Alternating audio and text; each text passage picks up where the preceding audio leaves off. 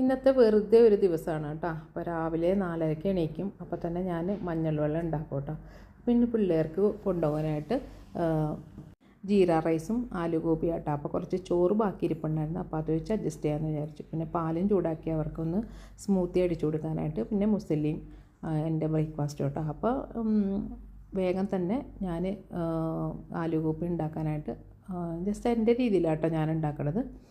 അപ്പോൾ ജസ്റ്റ് എന്താ പറയുക, സവാളയും പിന്നെ അതേപോലെ ഗാർലിക്കൊക്കെ വഴറ്റി ജീരകമൊക്കെ ഇട്ട് നന്നായിട്ട് വഴറ്റിയിട്ട് നമ്മുടെ മസാലകളൊക്കെ ചേർത്ത് ഒരു ചെറിയ തക്കാളിയും കൂടി ചേർത്ത് പിന്നെ ഉരുളക്കിഴങ്ങും അതേപോലെ ഗോപി ഒന്ന് നന്നായിട്ട് വെള്ളത്തിൽ സ്റ്റീം ചെയ്തെടുത്തിട്ട് അതും കൂടി ചേർത്ത് കഴിഞ്ഞാൽ നമ്മുടെ ആലു ഗോപി റെഡിയാവും കേട്ടോ. ആവശ്യത്തിനുള്ള ഉപ്പും ചേർക്കുക.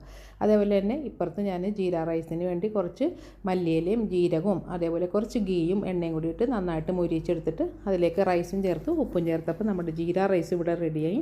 അപ്പോഴത്തേ ഞാൻ ഇവർക്ക് ചിക്കുവിൻ്റെ അവക്കാഡോയുടെയൊക്കെ പൾപ്പ് കിട്ടും കേട്ടോ. അത് വെച്ചിട്ടാട്ടോ ഞാൻ സ്മൂത്തി അടിച്ചു കൊടുക്കണത്. ഇനിയിപ്പോൾ ഇത് നമുക്ക് ഫ്രൂട്ട്സ് അവർക്ക് മിഡ് മോർണിംഗ് സ്നാക്കായിട്ട് കൊടുത്തു വിടാനുണ്ട്. അപ്പോൾ അതിവിടെ സ്മൂത്തി റെഡി ആയിട്ടുണ്ട്. അപ്പോൾ അതേപോലെ തന്നെ അവരുടെ ലഞ്ച് ബോക്സ് ഇവിടെ റെഡി ആയിട്ടുണ്ട്. ജീര റൈസും ആലു ഗോപിയും പിന്നെ ചൂടുവെള്ളവും അതേപോലെ തന്നെ ഫ്രൂട്ട്സും ഒക്കെ കട്ട് ചെയ്ത് റെഡിയാക്കി വെച്ചിട്ടുണ്ട്. പിന്നെ അതേ മഞ്ഞൾ വെള്ളം ഞാൻ രാവിലെ എണീക്കുമ്പോൾ തന്നെ കുടിക്കുന്നതാണ് കേട്ടോ. അപ്പോൾ അതേ ലഞ്ച് ബോക്സ് റെഡിയായി. അതേപോലെ മുസലിയും ബ്രേക്ക്ഫാസ്റ്റിനും റെഡി ആയിട്ടുണ്ട് എൻ്റെ. അപ്പോൾ ഇതാണ്